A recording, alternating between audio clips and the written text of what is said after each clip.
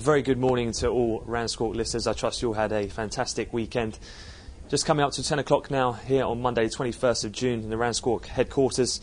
Taking a look at what we've seen, the main story from the weekend has been centred around China, where on Saturday they made a change in their rhetoric towards their currency, saying they would make the yuan more flexible. This, of course, coming ahead of the G20 meeting that's going to come in around a week's time, looking to somewhat appease the US likely ahead of those talks. However, they didn't go as far as making any one-off revaluation, but it does look likely that they'll break that 23-month-old dollar peg that they have in place. The actual daily trading band remained unchanged from Monday to Friday. Nevertheless, though, on the back of the yuan news, which has dominated much of the news so far today, we've seen severe risk appetite picking up across the board.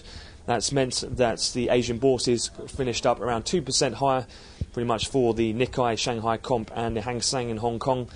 And it has translated into higher equities for European markets, up around 1.5%, predominantly driven by the basic materials sector, with commodity prices getting a decent lift on the back of that China story, and also with the dollar index down around 1/3% at its lows this morning.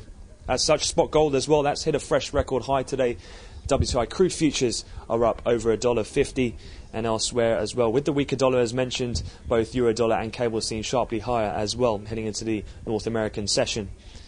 Taking a look as well in terms of the peripheral spreads, they're all predominantly tighter. The Spanish Bund 10-year bond yield spread, another significant mover yet again. That's around 14 basis points tighter on the day.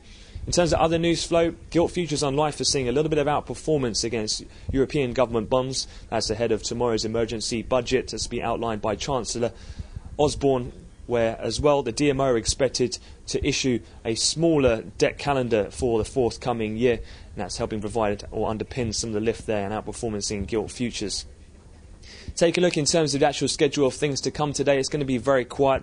There's no actual economic data scheduled from the US or Canada, and no central bank speakers. So we'll have another update to come from RANsquawk later on this afternoon at the European cash close. So I wish you all a fantastic trading day.